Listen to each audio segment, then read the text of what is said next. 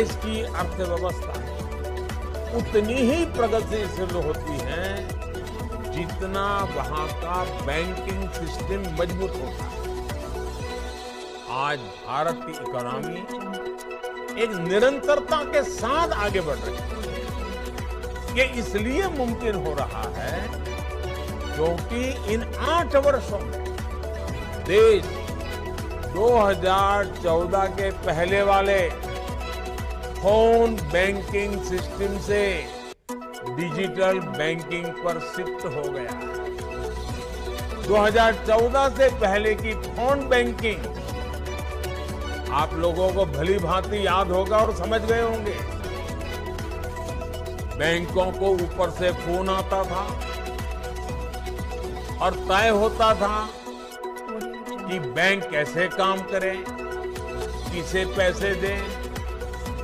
इस phone banking राजनीति ने बैंकों को असुरक्षित कर दिया, गड्ढे में उतार दिया, देश की अर्थव्यवस्था को असुरक्षित कर दिया। हजारों करोड़ के घोटालों के बीच निरंतर घोटाले ही घोटाले की खबरें आया करती थी। लेकिन अब डिजिटल बैंकिंग से सब पारदर्शी तरीके से चल रहा है।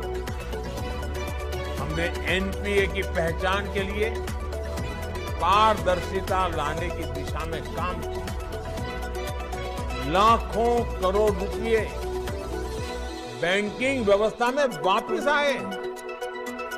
हमने बैंकों को रिकैपिटलाइज किया। विलफुल डिफॉल्टर्स के खिलाफ एक्शन लिया। प्रिवेंशन ऑफ करप्शन एक्ट में भी सुधार किया गया। एनपीए से जुड़े मुद्दों को सुलझाने में आईबीसी की मदद में तेजी लाई गई। हमने लोन के लिए भी टेक्नोलॉजी और एनालिटिक्स के इस्तेमाल को बढ़ावा दिया, जिससे एक पारदर्शी और वैज्ञानिक व्यवस्था खड़ी हो सके। बैंकों के मर्जर जैसे महत्वपूर्ण निर्णय पॉलिसी पैरालिसिस के शिकार थे। देश ने उन्हें भी उतनी ही मजबूती से निर्णय किए, कदम उठाए।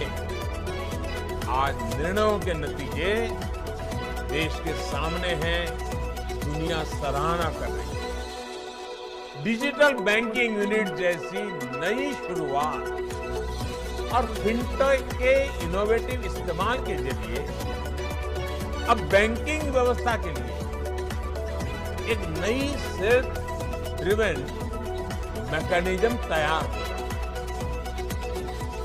हम इससे उपभोक्ताओं के लिए जितनी ऑटोनॉमी है, बैंकों के लिए भी उतनी ही सुविधा और पारदर्शिता। मैं चाहूंगा इस तरह की व्यवस्थाओं को कैसे और व्यापक बनाया जाए, कैसे इसे लार्ज स्केल पर आगे बढ़ाया जाए। इस दिशा में सभी स्टेक होल्डर्स काम करें। हमारे सभी बैंक ज्यादा से ज्यादा लोगों को डिजिटल व्यवस्थाओं से जोड़ने का टारगेट रखें।